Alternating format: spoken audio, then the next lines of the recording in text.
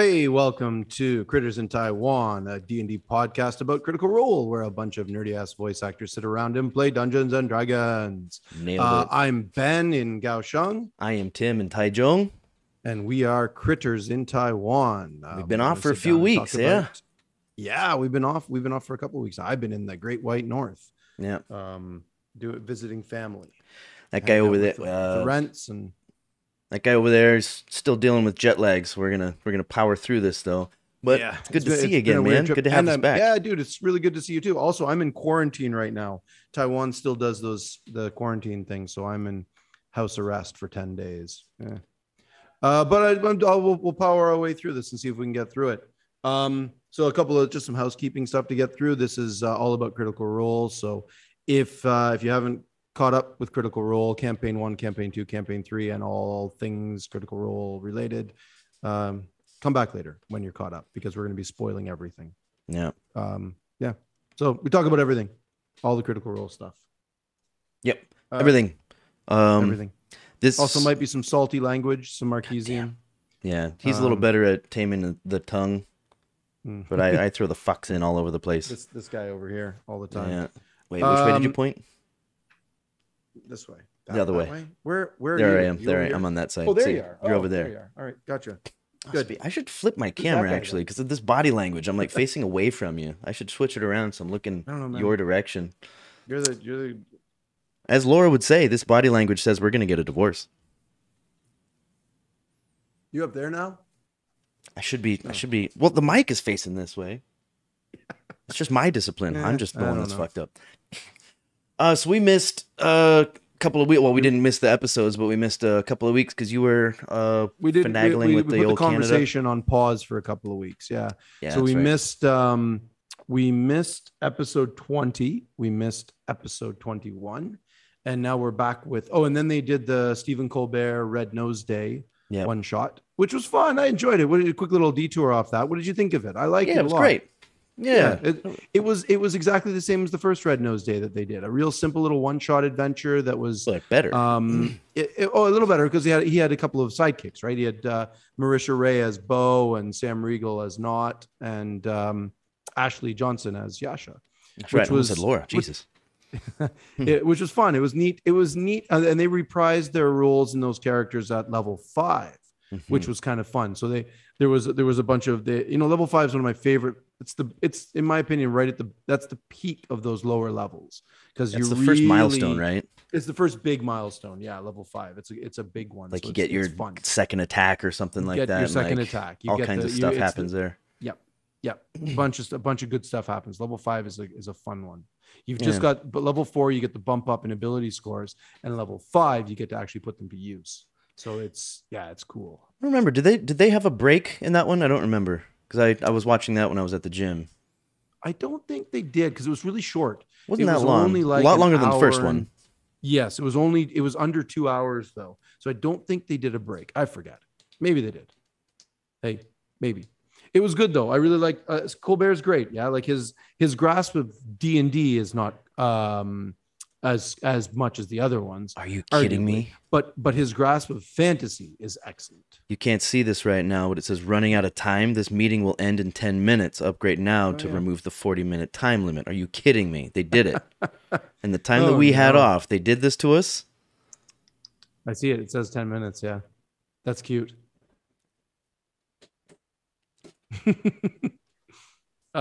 Should we duck off and do this again? Yeah, is that what we're gonna do? We should duck off of this. I'll save it and I'll tack them together. Because I don't want to kick us off, and then what? We try to make the rest of it under 40 minutes? Fucking Zoom. Shit, this is gonna be a little hurdle we have to go overcome, or we just have blastedly fast episodes in the future. Or we buckle down and pay for it, which I really don't want to do. Or we switch over to Google. Yeah. Huh. Well, look, let's look into that for the next one. Okay. If it gives us the next thing, we'll just do it again, for this one and see what happens after that. Fucking Zoom. See, this is why you don't take 3 weeks off, folks. Or just don't do this to your that's cute. Non-paying customers. Should we just? I think they're gonna kick us off. Probably will. Yeah, I'm gonna stop streaming. I'm just gonna call you right back, and then let's Okay. get going into our just wherever we left off. Sure. Yeah. All right, we'll be right back without an Right on. intro. All right.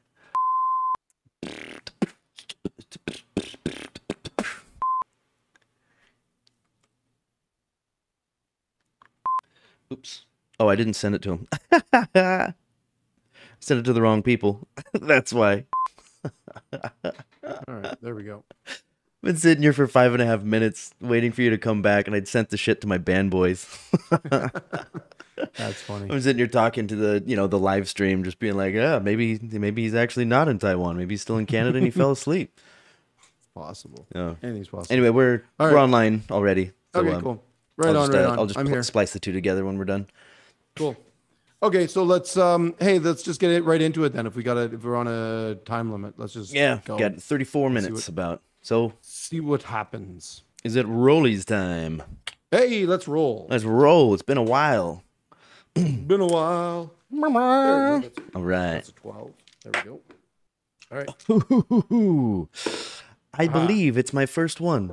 Oh, congratulations. Is that my first one? I think that's my first one. That felt a little stingy. There you go.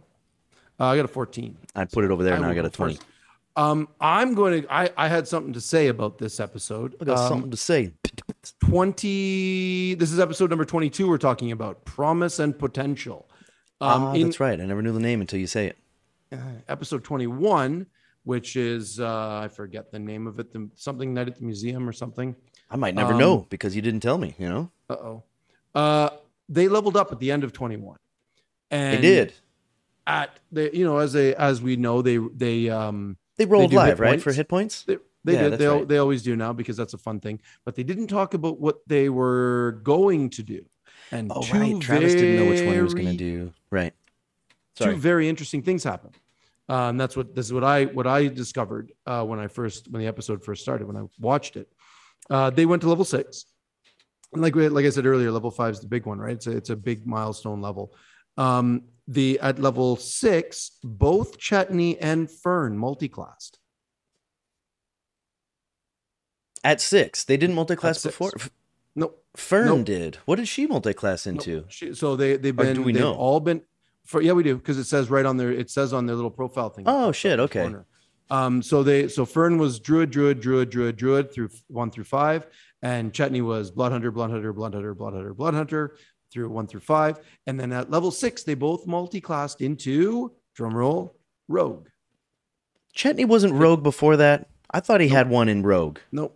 He they both. Well, yeah, you'd think he did because he was always doing lock picking and the invisibility thing and all of that stuff. But that not was doing so good at it though. Not doing very good at it, right? But they both multi-classed into rogue. And maybe I'm wrong. Maybe he didn't. Maybe he did multi-class before. But anyway, I thought they said gnome rogue.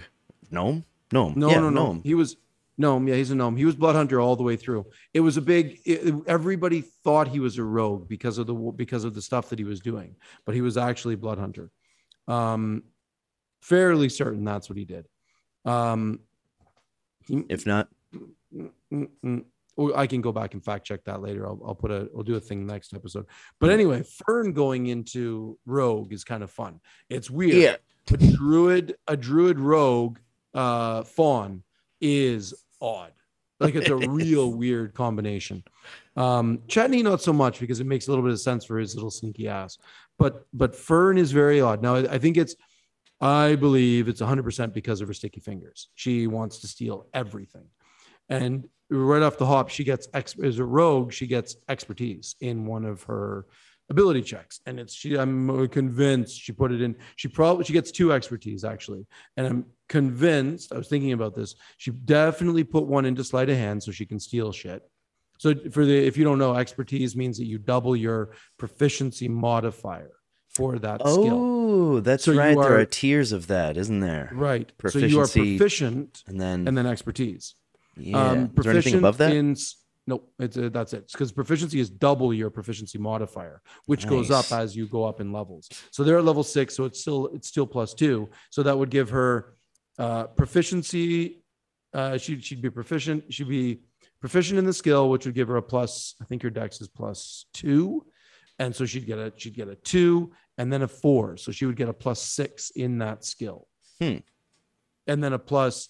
Then it would double again at level 8, I think, and then she would get another +2 into that, so it'd be a +8. Huh. Yeah, just for the sticky fingers, I'm sure. And then for the other skill, I think she would have put the other ability check. She would have put it in. Would probably be deception because she lies a lot. She does, yeah, and she's awful at it. So she's kind of doing the charisma, old Molly Mock thing. and then you'd get she'd get double her proficiency bonus in lying. So that's a big deal. Right? Can we get a touch more gain on your sure, mic? No problem. There we go. How's that? That better? Yeah, it's better. I can control a bit from here, but for the compressor. Okay. But no worries. I can also move the microphone closer. Yeah. So I think that's a fun little thing that they both did with taking a level in Rogue. It's kind of fun. I enjoyed it a lot. There we go. It means it changes their dynamic a little bit. Yeah. That's all I got to say about that.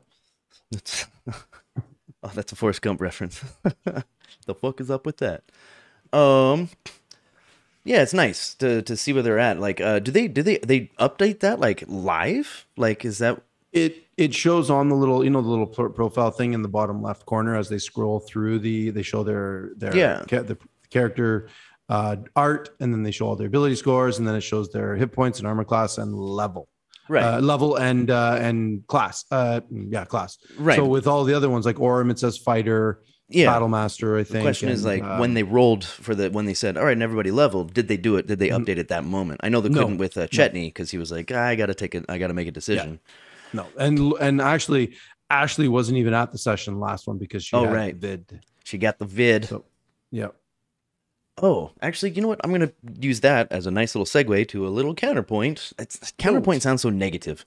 I'm going to yes and that with this point. There we go. They're doing something kind of fancy with Ashley's remote thing.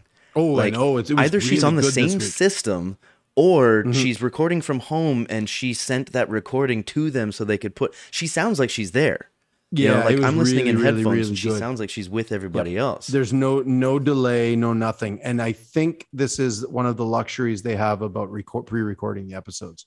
I think somehow they figured out a way to eliminate the delay. And actually, it probably would be really easy because you just shift everything 2 seconds. And also shift her the quality of it is right there. Excellent. So she's probably recording and sending them that thing and just syncing it up and just like taking out the noise because you can still hear a little bit of her room, sometimes. Yeah. There was one moment, it was funny, in somewhere in the middle of the episode where she started talking and all of that, and they started laughing. Oh, Ashley's glitching. Oh, look at that. She was like the not the audio, just the video, and it was kind of funny because the video that we saw didn't glitch one little bit, but they were all acting like it did. So clearly on the monitor they were watching it was a little it was glitchy because it was not in the screen that we saw. I watched it a couple of times. I'm like, that's not glitching at all. What are you guys talking about? I'm like, oh, right. Because what you're seeing is not what we're seeing. Yeah, and it was nice and slick. They got the background also to match up with the changes and all that. That's pretty cool. Yeah, not exactly the same, but the colors were the orange and the blue. There was some changes. It was very good. It was a great great effect. I noticed some little floaty things when she had like a dark blue dusk, and there were like little floaty things coming up. Too. And I had to double check on the phone because it's such a small screen. I was like, oh yeah, look at that. That's pretty slick. Yep. Not much. Just huge props to those guys for having such kicking ass quality shit, like really putting it out there for us, these jackasses out here that love to talk about it. All right, what's your point? Makes me happy. What do you got? That was it. Oh, that was the one. Okay, yeah, cool. Rollies. Let's do it. I didn't get to roll dice for a few weeks. I'm anxious. Oh god. Ooh, all right. 2. I got me a 15. Would you get a 2? A 2. Oh. I'm used to you saying it after me. All right. I'm going to jump back a little bit. I think I kind of have an answer to this, but I'd like to hear what you think about it. Like Imogen's skin turned blue on episode 19 or something. Yeah. Yeah, And something like that. Yeah. Yeah. and it's since been cured from like was it a potion or a spell? I don't remember. I think they did lesser restoration, which isn't Lesser? actually some. Yeah, I think so. And because there's no way they have access to greater restoration for two Right, and the reasons. They don't have components of it's it, that's right? like the components. Yeah, it's like 500 gold pieces. The and they don't the spell's not they don't have that spell yet. That's like a 5th level Right. spell, which they don't have And yet. it was a So curse, right? That's why I'm yeah, thinking I it was know maybe a potion it. that they got from Moira or whatever. Oh, from Marwa at I keep the saying Moira Marwa's. from Fallout. What's the place called? It's called It was in the recent Trove episode. Trove of Marwa. Um, Ingenious. yeah, They did get it removed. I think they did. I think you're right. They got to remove Cursed Potion. That's right. Yeah. Not Lesser Restoration, because Lesser Restoration doesn't do that. It wouldn't do Lesser a curse, Restoration right? no, it does. And it ended up Lesser being a Restoration curse, does right? like poisons and paralysis and a couple of other And little minor hungover things. Like, Yeah, basically, yeah. yeah. So okay, so her skin turned blue, and that Yep. was from. This is just a speculative question. That was from a dream. She woke up from a dream with blue skin, right? No. She All right, she fix has me on that. this. She when they were traveling to the Heart Mount, the Heartmoor Hamlet. Yeah, jet lag. Sure. They fought the little bunny, or they chased that little bunny, the big bunny, right? bunny, Yeah. the giant bunny rabbit, At least and it those had are that warm. thing in its teeth, the little Yep. fragment. And when they got it, it has like it has minor magical abilities, and when a spellcaster uses it, they can, if they choose to, I think it gives them a +1 to an ability score thing. And if they want to, they can roll on the wild magic table for an extra result attached to the Right. I spell. forgot about that. And she rolled, and that table is huge. That table is, I think it's a D100, and I think there's 100 things on that God. list. I looked That's it up. fucking fun. It's a ton. Even It's if it was ton a of things. 20, you know. 99 out of 100 of them are completely harmless. I think 100 is bad, That's or just it's super fun. just chaotic. It's not bad. It's just chaotic. Right. They're all slightly chaotic. Most of them are just like a puff of blue smoke comes out, or butterflies fly away, or stuff like that. Like there's most of them are really, really simple. Like a little like druid craft stuff, real simple stuff. Right. But the one she got is your skin turns a. That's where that came from? Fuck, how did I miss that? From. Okay. It was in the episode. All right, because I was under the impression it came from the dream about the storm and Ruidus and shit like that. No. I was like, how could a curse come from a dream? And then I started going in my rabbit hole of like, wait, so that has to be the work of a god of some sort, right? Or some kind of deity or some kind of patron to affect somebody through a dream. Like that's how the gods communicate with you, right? Yep. So I've been thinking that for the last like month. Fuck. Okay, so it was just a little thing from the thing. It was just a little wild magic effect, I think they're called. Yeah. Huh. All right. Well, it's good that I'm set straight now. Because I wasn't picturing her with blue skin until they would be like, "Oh, you're still blue, aren't you?" And she's like, "Yeah, but I kind of like it." Or somebody said that. That was probably FCG. He says he likes everything. Yeah. Or maybe it was Fern. Ashley was there at that point, Sounds so like she might have something she said would say. something about it. Yeah, the blue skin and the purple hair and the and all of that is odd, very clashing colors. Yeah. Weird. I never did. Oh. It's one of those things. I don't like that the fan art is now on a separate website and we have to go and check it out ourselves. I really like the fan art being at the break because then you can watch it. I never went and checked out the fan art to see what blue skinned Imogen would look like. Right. They're not doing that at all anymore, are they? Yeah, no. They still have the base that they have in the beginning or in the beginning of the campaign. Yep. Shit, are they ever going to do that again? Nope, because it's got its own little website. You can go look at it all for free at crittersroll.com. But that would be a new thing in my schedule, and I'm not good at that. Yeah, I know. When I brush my teeth, I forget to shave. A lot. I like the slideshow. I wonder if they have a slideshow. I haven't actually checked. So That'd be a nice live background for the computer, you know? Yeah, Desktop. it might be. Hey, there's a point, guys. Get that as a live background, live wallpaper thing. We know you're watching. Mm-hmm. Of course. Shit, hold on. I had another. Okay, cool. Not another one right now. Just another thing came up. I'm just writing it down. Good. Okay, cool. Well, I got one. You got a yes and? Yeah, I got a yes and. This one is about a dream, about dreams. Hey, since you're talking about dreams, I'll talk about dreams. as they get into the Jussar and they sleep right at the very beginning of this episode, they sit down and they're at the Soot and Swill, and they get a couple of rooms and then they sit down, they chill out, and they sleep. They do the 3 watch thing, which is pretty funny. And Fern drawing the little happy face on Ashton's skull, that made me laugh. Yeah. But after that was all done, and then Matt's like, "And Ashton, in your dreams, you get this." This was really fun foreshadowing for the rest of the episode. When towards near the end of it, actually, when Ashton starts dreaming and he's got his little dreams about his childhood, and this is a weird one, because Matt starts describing to him about how you dream of a perspective. You're holding someone's hand and you're looking up at them. And it's like, oh, okay, I guess you're supposed to realize that is childhood.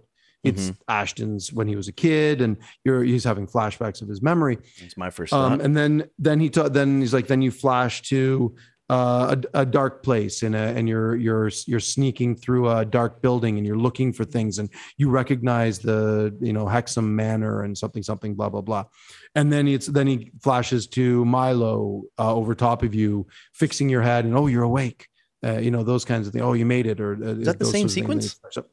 Yes and no. I'm mixing them up. Okay, but yeah. I'm jumping a little bit because they are kind of the same. It's at this point and the other point, the dreams sort of become when Imogen and FCG deep dive into his consciousness and are checking things out at the end of the episode. My point is, all of this was explained to us on Four-Sided Dive. Right. I don't know if you watched. Did you catch up on it? I did. I watched I did catch up on it. And as I was watching this episode, I was like, holy fuck. Half the stuff in this episode is what they were talking about in Four-Sided Dive. But the problem is they weren't talking about this episode. They were talking about the previous episodes. I don't know. Did you catch that? I felt a little disjointed. It was very disjointed. And it also, because when we watched Four-Sided Dive, I watched it last week, and then I watched this episode. That's the order they came out. Yeah, when did I watch Four-Sided Dive? I think I watched it Monday. So I just got back late Sunday night. So I watched it Monday. That's right. I woke up, I watched the Leafs game, and then I watched Go Leafs Go, by the way. And then I watched Four-Sided Dive, and then I watched episode 22. So I kind of watched them back to back. And I realized, I'm like, holy shit, everything they were talking about in Four-Sided Dive that they weren't supposed to be talking about. That's what the impression I got. In 22. If I can throw this out there as 3 things that I caught, was this one about Ashton, Taliesin talking about Ashton's childhood and the recollections of things. Laura blurts out something about the little vial. She's like, oh, no, that hasn't happened yet, has it? And Liam's like, oh, shit, that's right. You can't talk about that. That was something that happens in episode 22. And then Sam talking about FCG's bonding stuff, which hadn't happened yet. It only happened with this one when with like Ashton or something like that. So there's like 3 instances where they had clearly filmed this newest episode of Four-Sided Dive right after they did episode 22. Which is good, because that means they're keeping up to date, but it's bad because they should be doing it a little bit better than that. They should. How I am with spoilers. I didn't realize what the fuck they were talking about. I was just like, what the hell is this? Of course not, because they did a good enough job of hiding it. But looking back in hindsight, it's like, shit. So now the cat's out of the bag. Yeah. I'm gonna wait to watch Four-Sided Dive. Until I have to. The episode comes, which out. Sucks because to have that content right there, and I'm just like, I gotta wait a week to watch it, unless they somehow address it and they say like, sorry about that, we're gonna be on a better schedule. That said, though, I don't want them to fucking kill themselves, right? Putting all this shit out, totally. Like, take a break. It's a weird one, right? Because they're doing these evergreen questions and they become super, super vague and broad and general. Yeah. So what is that term? What's an evergreen question? It means, I had to look this up. Evergreen questions mean, I figured you would have done that. It means like an evergreen tree. It always stays green. The leaves never drop. So the question is always fresh. It's not specific. It's a very general, broad, a general question that can be applicable anytime. I don't want that. I know. I know. That's my point. They're doing these evergreen questions that are so broad and they're so vague. Like they're so general. We don't ever delve into the specifics. And yeah, it's not. Listen, I'm upset. I don't like this. Talks Machina. Talks like Machina wasn't great in the beginning evergreen either. Shit. Yeah. In the beginning, Talks Machina wasn't that great either. It evolved into something amazing. So hopefully this also does once they figure out. I really like the randomness of it. I like the idea of the host changing every week by the roll of a dice. I like the Tower of Chenga. I think it's kind of funny. I like how they painted it and didn't think that was going to cause a problem. So silly. It's like, come on, man. But it's fun. I like it. They're having a lot of fun. It's clear, it's fresh, and it's hilarious. It's kind of cute, and all of that. It's great. I enjoy it. I really enjoyed it. Same. The sticky little points will all work themselves out, hopefully, and we'll get sure. I've seen on the Reddits. I saw one thing. I'm not allowed to comment because I'm banned from Critical Role on Reddit because I'm too passionate. Someone was saying like they just had the title like I don't like Four-Sided Dive, and I'm like fuck off. Yep. So I read into it, and I'm like it's just another fucking whiner. Like I wish it was this, and I want it like this. It's like then become a producer and make a show, right? Make a show. Exactly. Go ahead, do it yourself. Go ahead. Yeah, I love it. I was just the whole thing. I'm like this fucking person. Bullshit. I enjoy it. It's fun content. I enjoy listening to these people talk about shit. I'm not a fan of the evergreen stuff, but I still enjoyed it. Yeah, and again, that's the point is that they had just done it after 20. This is the weird part about having pre-recorded episodes is that they've already had the episode, but they can't talk about it, but it's so fresh in their mind that they end up talking about it. Yeah. So it's didn't work for me. I hope they get that chronology in order because I don't want to wait or just a little bit better about I mean there was another that was the other one that came up too.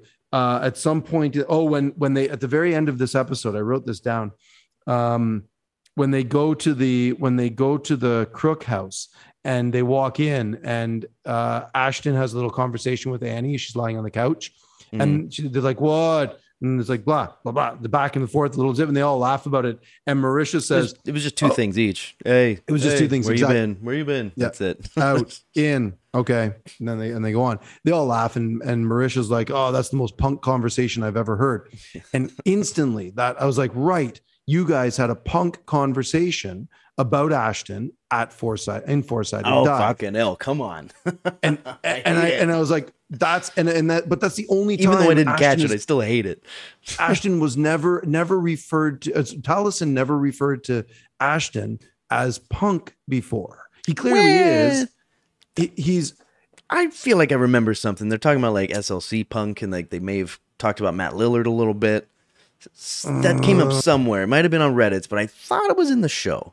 No, I don't think so. I don't think in the show they ever talked because not Four-Sided Dive, but like why would you ever talk about punk in Dungeons and Dragons? It doesn't. Well, look at Ashton, and it's like right. I had it in my head that somebody had said you remind me of Matt Lillard, SLC punk. That's in my head somewhere. Maybe I dreamed it up. Could be. Okay, could be. I'll give you that. For me, it was just like that was another thing that as I was adding all of these things up in my brain, I'm like, okay, connection, downstairs, and that was another one. Yeah. Anyway, I don't mind it too much because I didn't catch those things, obviously. But in the future, we know you're watching. Fucking sort it out, man. Don't make me wait a week to catch this awesome content. I still love the goddamn show. Just we do. Don't do that to me. Don't do me wrong like that. You know what I'm saying? All right, that's me. We got rollies again. Back to rollies. That reminded me. I'm forgetting two of my transitions here. All right, we're on to rollies. Let's do it. 16. 3. Woohoo! All right. I'm going to jump to. I got a good one here. I had a fun little moment. A Star Trek Next Generation moment with FCG. And when they go to Hexham Manor to collect the money from the heist, they get the money and then they go to leave, and the rest of them they all go outside to get the bust. That Fern wanted that bust, right?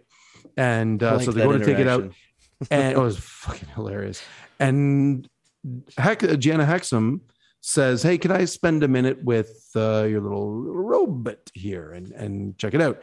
And FCG is totally cool with it. And then she starts doing the examining thing, and then he gets upset. Mm-hmm. This for me was 100%. This is a Star Trek Next Generation Data moment where Data is trying to figure out if he has a soul or if he is alive, or he creates lol, and he does all of these things that to sort of show that he is more than just an android, that he's more than just a circuits and wires, right? And this is FCG was sort of like that moment where he starts to question other automatons usages. He's like, some of you treat them like tools, and you use them to pull your gondolas and do different things, and I don't really like the way you're treating all of these things. And Matt even says, yeah, she's looking at you like, she goes from treating you as a person to treating you as a tool. Yeah, and that she starts whole like talking to moment, herself like, oh, right, this. Matt made it clear that she made that switch. Matt was 100% pushing for Sam to connect those dots there. And there's a really fun moment, and I'm kind of hoping that sets up some, well, it did later on when they get to Esros Manor, and Eric's is fighting the wooden dummies, and as they're leaving, Sam's like, FCG's like, hey, are you alive? What are you doing? Are you there? I love how it's fucking with his head. See, I think we're gonna get a bunch of weird moments like that coming up, where things are gonna get real strange as he tries to figure out what he actually is, or what they actually are. It's gonna be fun. It's gonna be real fun. What was his No, that was Laudna. Didn't FCG have something where he just kind of fuck? What was it? Laudna was like, you just never know. When they're parting with Shadana, is that her name? The old lady that the house that they stay in, that they pay rent to. She was doing something, like, you're like, are you okay?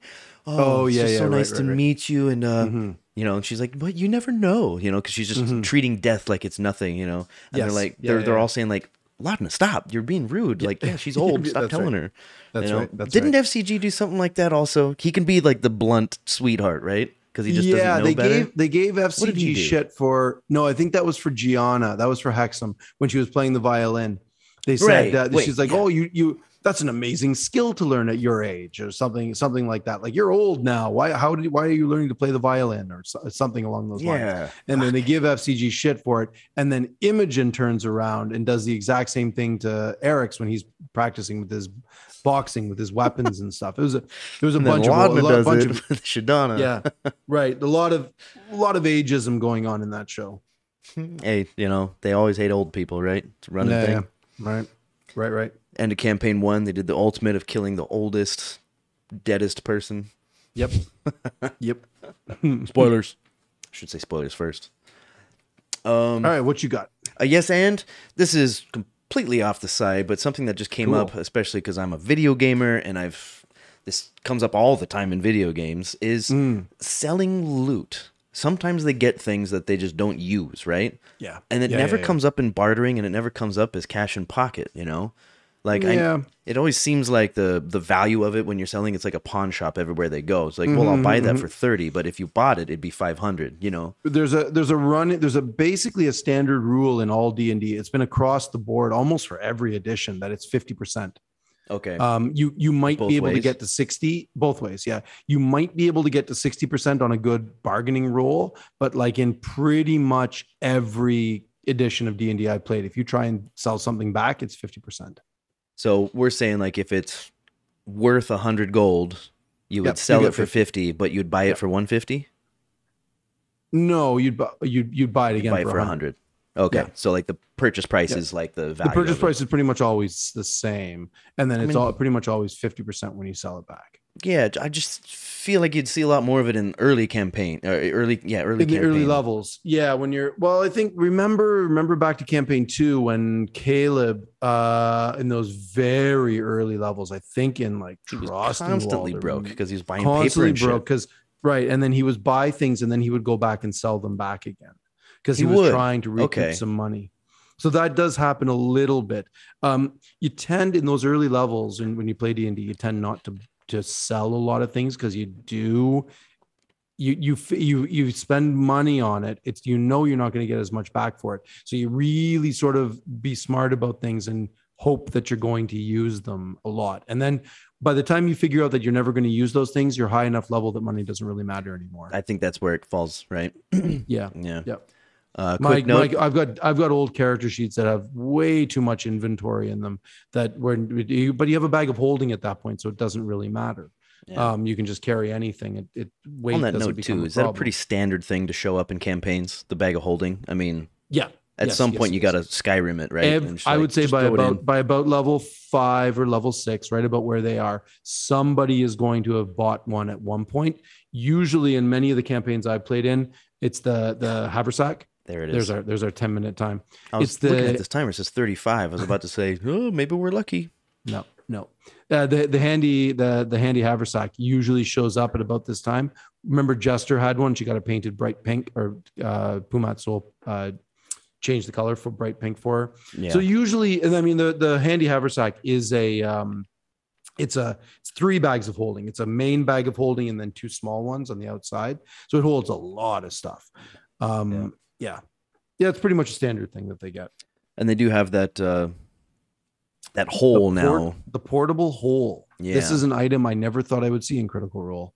It is a when it showed up, the portable hole first showed up in 3.5, I think, if I remember my D&D history, because it's a game changer. It's a big one.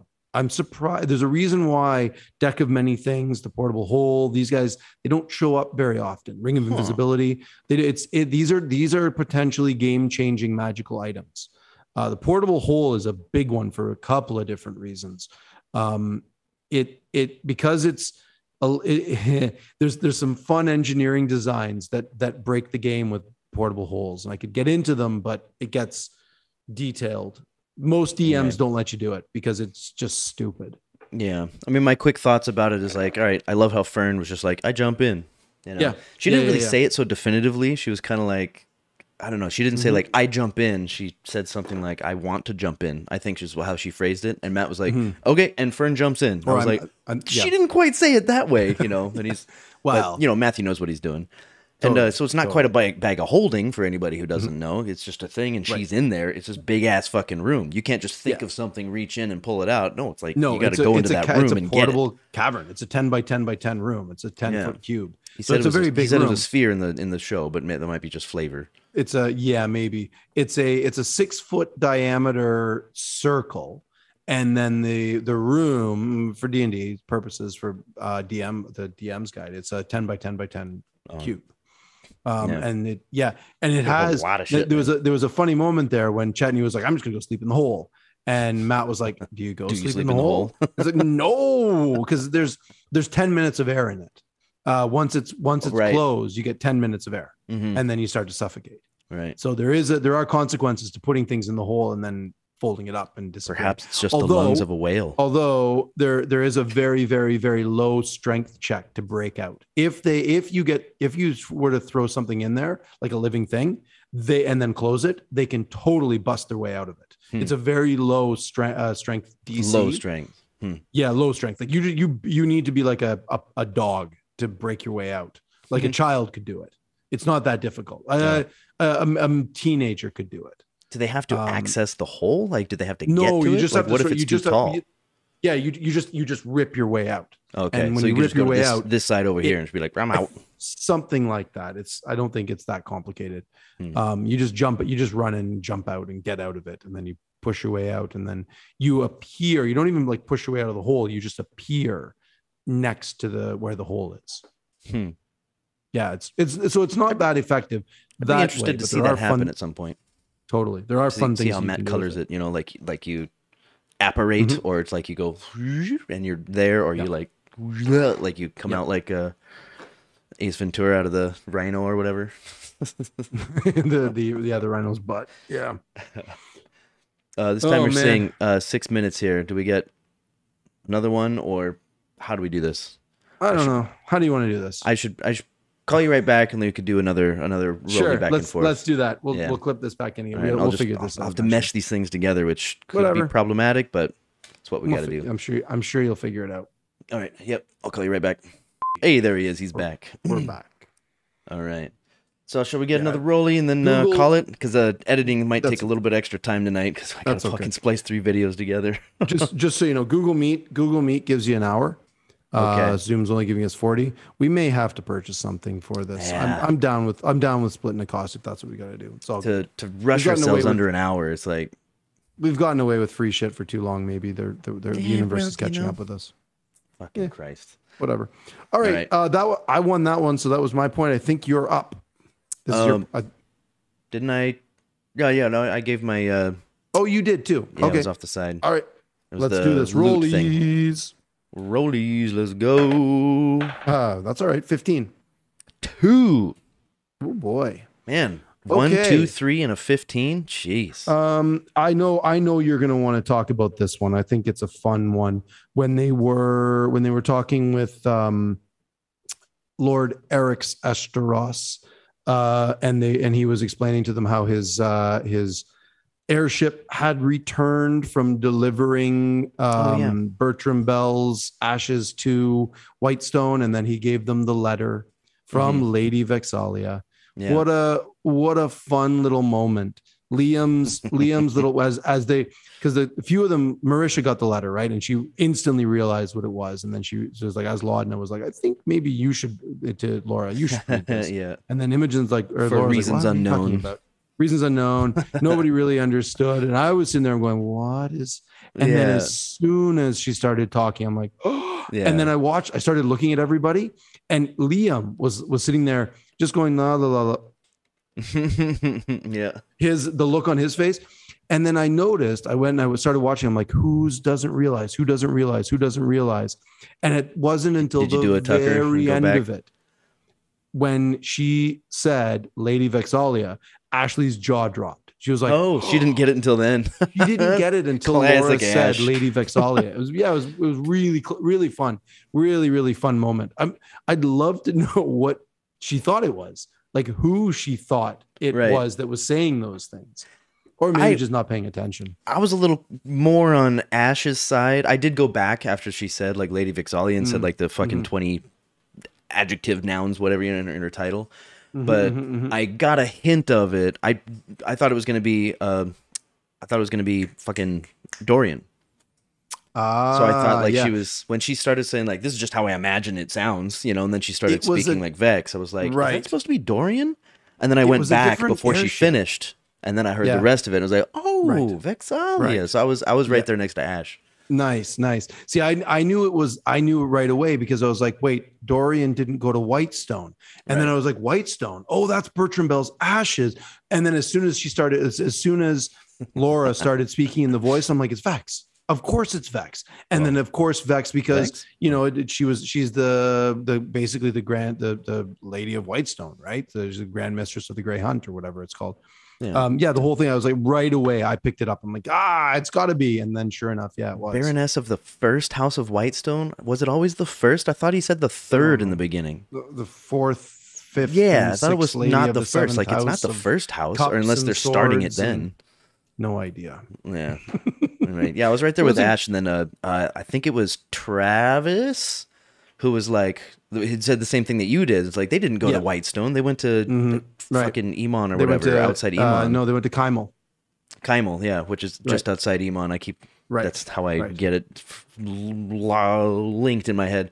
And then they're like, oh, that's right. That was way before that one. And I think there were like 3 or 4 of them that were like, oh, right, that wasn't the same ship. I think they forget about as much as I do between the week, you know, the week between the episodes.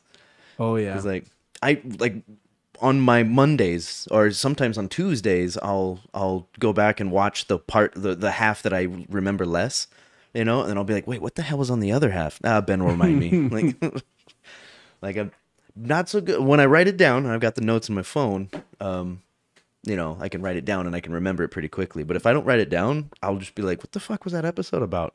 Right. You know? Right. Because nothing huge is happening, which is fine. It's just highly entertaining. It's a lot of lore and a lot of conversations and RP, and these episodes are great. They're great for that.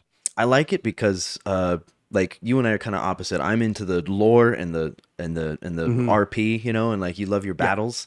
Love The battles are combat. so Yeah. far and few between that I get really excited for it now. You know, you never see them think like, and they've leveled up now, so I want to see some differences. And right. Well, we're gonna see a lot of fun stuff because there's the two homebrews. We're gonna catch a lot of who knows where they're going. Like I'm already I'm mapping out where Orem, where Fern, where Chetney and Imogen are going, because there's not too many variations they can go to in these classes. They've picked their subclasses, and they're gonna, if they multi-class, it changes things a bit. But I have no clue where this barbarian is gonna go, and no clue where this cleric is gonna go, because we don't know anything about them. It's complete homebrew. And, I mean, as far as that goes, the Blood Hunter, when Taliesin played Molly, the Blood Hunter, that was a complete homebrew. We didn't know anything about it then either. So. And we didn't get to see it. Right. You know? Yeah. That also that. And they brought it up in the show too. Like, I know.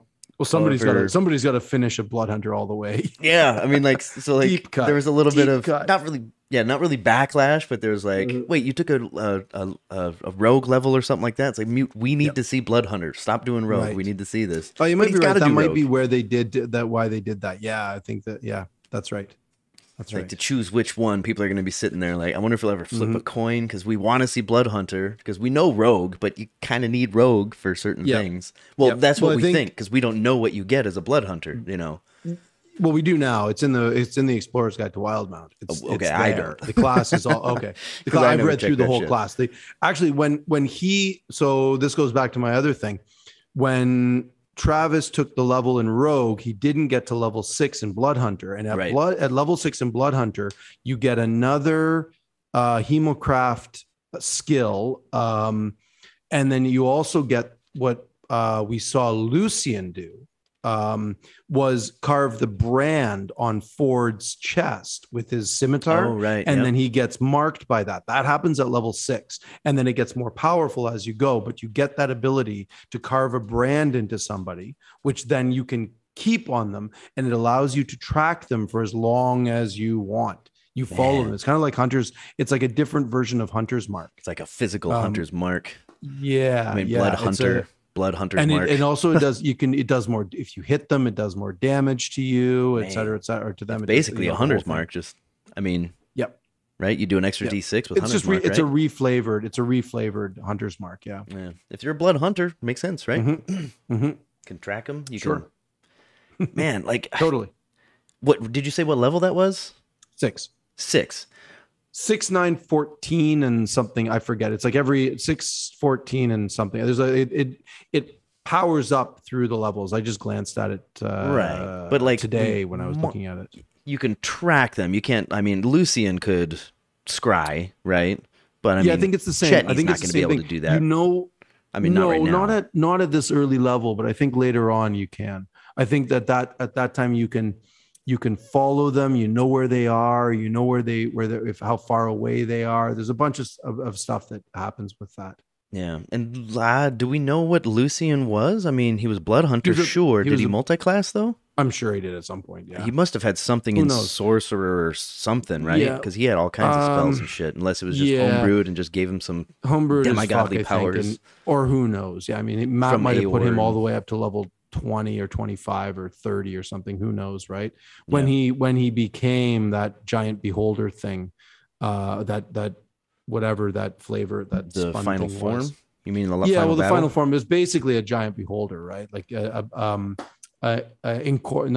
the word I'm looking for? Not a decapitated, like because all those little eye stalks were zooming all over the place. They're basically beholder eyes. Yeah. Right. They're all like, they were function, mobile. Right?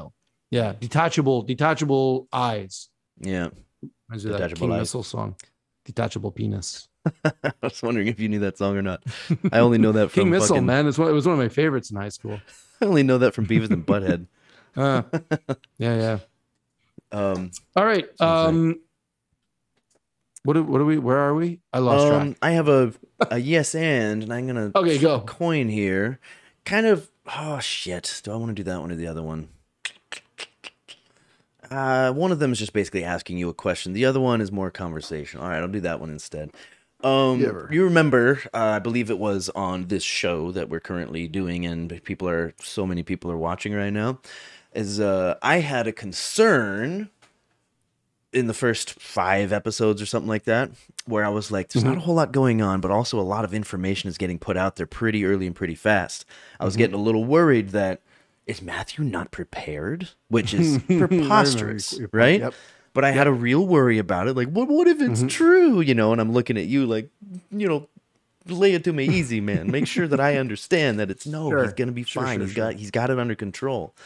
I realized it. There were some bands that I, you know, like grew up with musically, where they put out an album and it's fucking wonderful, it's fantastic, and then they put out a second album and it's kind of like meh, and then the third album is like, what the fuck are you doing? You know, where like all of their good ideas went into the first album. You know, Sugar Ray. Sure, I don't think I've heard an album from them.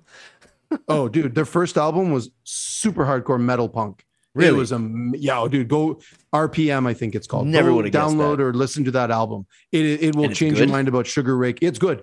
I don't know if it still holds up, but it was really good when they put it out. Fucking and then hell. they did like Fly and Right. the other stuff after that. The Gob was similar. They also sold out a bit as well, but whatever. Okay, so yeah, you understand Anyway, the go. I do. thing. I understand the analogy completely.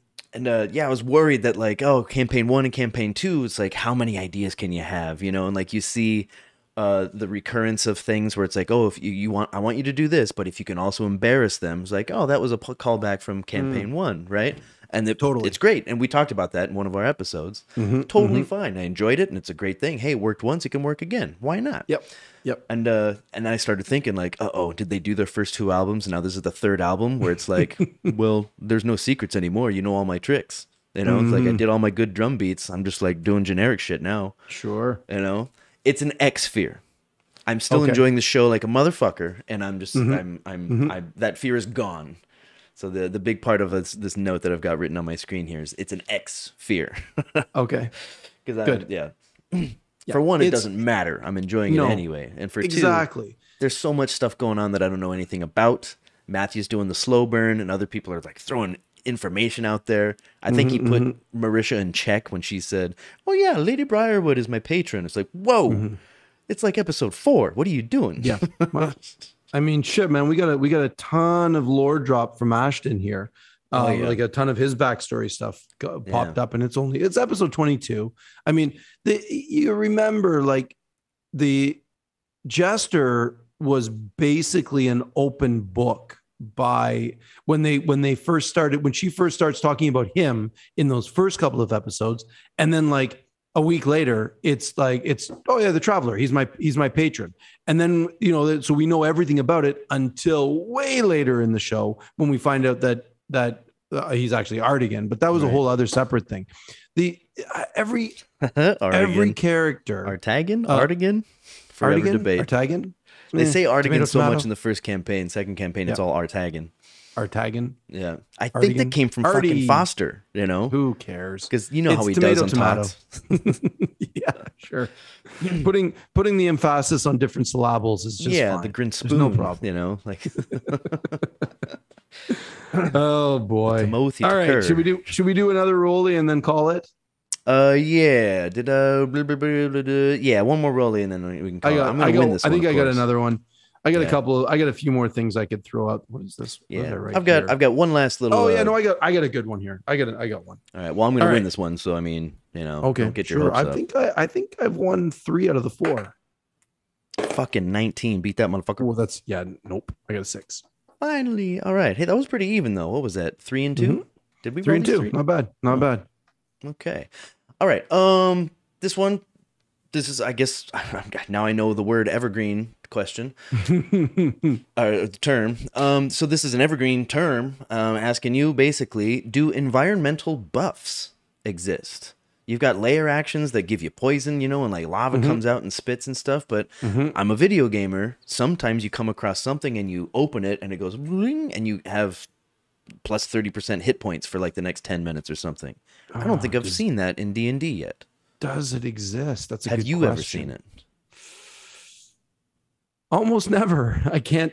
Usually only when you finish a quest. One campaign that I had, we got to the end, and our treasure was we basically became the heroes of a god, a fallen god, and he blessed us with gifts. We each got to choose a gift from that god. That's something that I experienced. It's not really quite the same thing you're saying. I don't think they do. I don't think that's boon, really a thing that happens. Spoil the war. It's always, it's never really positive things that happen to you. I think because in D&D, the mechanics work that you build internally to fight the external world. The external world is always trying, the universe is always trying to kill you. And you build internally to combat thermodynamics, right?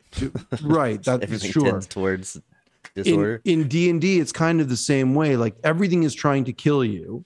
Very little is trying to will benefit you, because that's sort of the hero's struggle. You are a hero. You build from within and you level up to combat the bad things that are always happening. That makes sense. You naturally. get treasures, you get rewards. But does anything like you come across over a other thing where, things, right? To survive in this world, like why would you? Unless you had a symbiotic relationship, right? Yeah. Speaking of like advantage, I can think of something like they had the souls that they popped right when they went to the hells or whatever. There you go. There's like, one. oh, and they were, if they had combat, they would have advantage on initiative, right? Right. And there's really another one that I know. In Curse of Strahd that I'm playing right now, very simple one. There's a race called Dusk Elves, and they're like they're not a dark elf, but they're very similar. So they have advantage whenever they're in light or any kind of light obscuring like foliage or rain or mist. They get advantage on stealth. So look how thick my hair looks. Hey. Get advantage on hair growth. Mm-hmm. That counts. So something like that, maybe. That's a sort of a benefit to the environment would give you. Then there's other little advantages like that that are. It's a trait. Yeah, it's not really so much, and like everybody wouldn't get that. Yeah, I don't think it really exists. There's preferred terrain or favorite terrain. Favorite terrain, but that's again a class thing. Yeah, it kind of exists, but not exactly. Like you burst this open and you feel stronger. You have a +2 to your strength until this happens or whatever. Like that. Yeah, not so much. Maybe that's just too there's potions and there's certain things that do that, but just natural environment stuff. Nah, like when you're in the jungle, it's always constitution checks to make sure you don't get poisoned by mosquitoes and bugs and shit. When you're in the tundra, you're always rolling against for an exhausted condition. When the environment's always trying to kill you. So it's the desert, the tundra, the jungles, the ocean, all of these things are always trying to kill you. Or that's fucking fruit in campaign 2 when they start tripping balls. Yeah. You know, it's like the psychedelic fruit. Like, okay. Yep. And then later on, he's like, you start to, it's just a mushroom trip, you know. Sam clearly has done mushrooms in Joshua Tree or somewhere, because he role played that absolutely perfectly. It was so good. I was sitting there with a contact body high. So, just enough, like over the top enough that it was unbelievable, but there was so many nuggets of truth in it that it's like, yeah, you've clearly done psychedelics. When he said like, stop, let me enjoy this. Who hasn't said that? Who's done a fucking psychedelic? 100%. I was like, I feel you. I know exactly. I can completely 100% relate to this. That's exactly the experience you have. It's usually like within the first 5 times, you're like, someone says, "Yo, dude, can you say, let me enjoy this?" I've said it before, like verbatim those words. Just let me enjoy. Yep. Stop talking for a minute. Leave me alone. Let me enjoy this. Oh, yeah. I think there's a fair amount of drug use that has been done by a fair number of the cast. I'm gonna just throw it out there and say they all have. I'm sure they've all. I believe that. I think that as well.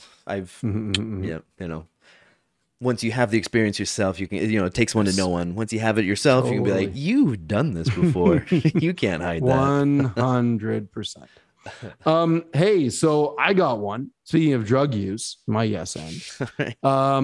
The revelation, and we knew this was coming. We all did. I think everybody, if you didn't, you weren't paying attention to campaign 3, where Ashton the Barbarian, where he rolls the dice and gets all of those, when he rages and gets those effects. We learned specifically where that came from.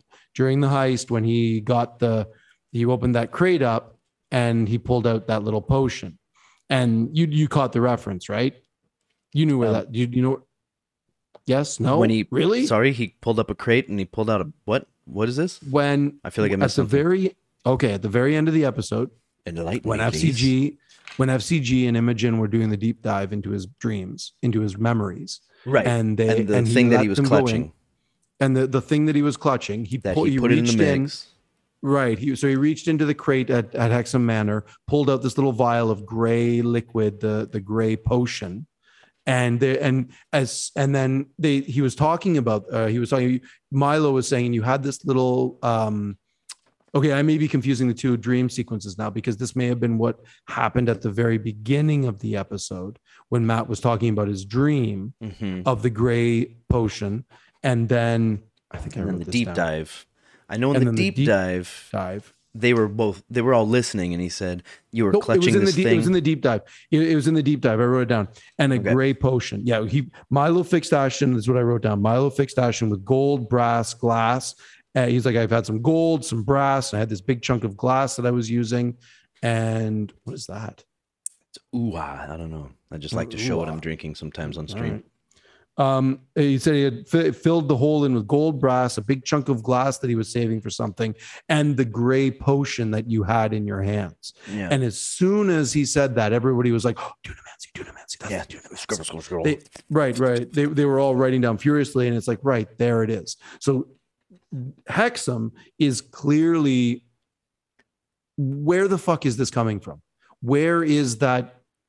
Because that stuff comes from the beacons, and from Xhorhas. And well, they're not always in Xhorhas, but Xhorhas has the majority of them. So how is Hexham getting her hands on these? Does that mean that there's another beacon somewhere in Marquette that she is getting it from and then shipping it off somewhere else? They're fucking valuable as fuck, as we know from campaign 2. Absolutely. So where is this coming from? Is this the new from campaign 1? Percy was always talking about the horror that he had released on the world with firearms. Is this Matt's version of that? Why are there crates of this being transported around Exandria? And where are they going? And what are they being used for? Questions. That would kind of, oh man, this is a good cliffhanger speculation. There wasn't a ton of Marquette going on in campaign 2. Maybe it was just like completely undiscovered, unexplored, and then they're there's got to be beacons out there, and then perhaps they found one, or perhaps they're still looking. Perhaps somebody has information. The whole idea that the beacons were debris from a primordial of some kind, right? At the beginning of the creation of the world. And I'm guessing they were scattered all over the place. So did they definitively say they didn't, did they? Matt never showed up somewhere. I think I may have read bits about that in the Explorer's Guide and Tal'Dorei, the Wild Mountain and the Tal'Dorei guides. I have both of them. I think I've read stuff about him, but the problem is in those books, Matt and Wizards, WotC, they really keep it very, very vague on purpose. They do that so that we as like world builders can use it or don't, and expand on it or don't. It's kept vague and open so you can do stuff with it. Yeah, Matt says frequently, he's like, we like to keep it vague, just like so you can use it in your campaign or not. Exactly. Basically what you're saying. Which is nice of him, like it's canon in our story, but you can use it as you will. If it's in the guide, it's canon, but for everybody. But you can also page 4 of the thing, change the rules, man. Yeah, change the rules as you see fit. Like it's it's as long as everybody at the table is cool with it, then do whatever the fuck you want. Totally. Do it all to change everything. Build from scratch. Use this as a guide. It's the player's guide, the dungeon master's guide. It's a guide. A guide. Strong word there, guide. All right. As kind of expected, we went a little long, but man, there's a lot of shit to talk about, and also missed you. Yeah, man. It's been a while. Haven't spoken to anybody about Critical Role in the last 3 weeks. I'm just like, I tried my best. I went to a couple of D&D shops in Toronto and talked to people about it, and they were all cool with it. I think they get it a lot. at these specific places. I tried talking to my friends about it. No clue. They know about it in vague peripherals, but yeah. My old it was kind of out in the open. They're still tucked in their corners. Be like, Critical Role? Oh. I met up with my very first dungeon master when I was a 10-year-old boy. I met up with him. We always do. Every time I go home, we always have a good drinking session together. And I met up with him, and he had no clue what it was. Never heard of it. It got a little weird. He's got kids, and he's a vet. He's got a small animal vet practice in Ontario. Oh, that kind he's of vet. doing Okay. super. Oh yeah, sorry, like a small animal vet, like a veterinarian. He's like super into his work, and he's super busy. Doesn't have time for other stuff. He just by choice. He's just like, kids and work are way more important in my life than pop culture. So he didn't even know what Twitch was.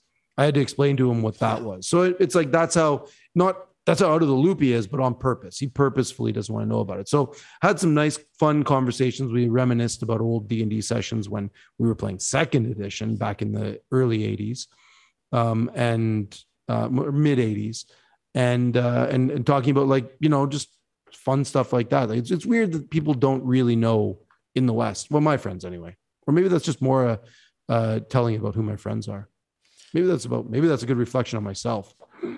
I mean, we're still the minority. I mean, like some people I talk to here, they're like, Twitch? Wait, so first of all, it's like you have like people with families and shit. And there's like playing games. Yeah, I loved them, but I can't do it anymore. Don't have the time for it. And then you mentioned Twitch. Like, people watch other people play games. Are you insane? And then there's a talk show about people watching it. Oh my God. Like, that's I know. Far it's removed. Like you start inceptioning everything. It's like there's this that happens in this, and then there's this inside of that. It's, okay. When I tell people about this podcast, they're just like most people. They're like, "What?" And be like, "If you don't get it, you don't get it. But if you do get it, you get it." Yeah, totally. That's how you got to leave it until we take off, and then everybody knows who the fuck we are. Sure. But some things take time. All right, buddy. It's 10 o'clock and I'm already feeling the dozies coming on, so I got to get some sleeps. Yeah. Yeah. Catch up on that shit, man. Jet lag's hitting me hard as I get on in ages. Oh, right. You can't take Lacey out because you stuck there. Fuck. I don't have Lacey yet. Right. Yeah. It's sad. I know. I'm bummed out, man. I walk around my house. I'm like, hey, Loon. Lacey. Shit. I mean, man. Yeah, it's just I just gotta wait. House arrest. Gotta get yourself some video games or something, man. That's the only thing. Catching up on Ozark and Better Call Saul and all the shows that I didn't watch when I was in Canada because there you go. Other stuff to do. Sweet, cool. Yeah. All right, how do we send this off? I forgot. I don't know. See ya. Yeah. Get in touch. All the information's down there. Hopefully, I'm going to get this out tonight. I'm saying this to you, Ben, because I got to splice it together. We'll see how it works. And get in touch. I got nothing to promote except we're going to record, but I can't say when because we're going to make it a surprise, I guess. Maybe it's not. I don't know. I just haven't asked him if I could tell people. Yeah, that's it, right? Promo and get in touch. I think that's everything. Jesus, you just blasted people's speakers. Sorry, I'm playing with. I play with it now. Play with it before and after. I accidentally hit the button and I turned it off, and then I tried to fix it. And now you're too quiet. We might as well just go now. All right. I'll say goodnight. All right. Okay. Well then, if that's all, then that's all. Please don't forget to love each other. Hey, last time we did this, was Ukraine happening? Yeah, yet? I think so. It was, right? It's been that long? Yep. Yeah, I think so. Okay, definitely anyway. Was. So don't forget to love each other, and is it finally Friday? Hey. Peace, y'all. Take care. Come back in a couple of weeks. Sorry, next week. See ya. Next week. We'll be here. Oh, how do I do this? Here we go. All right. Peace.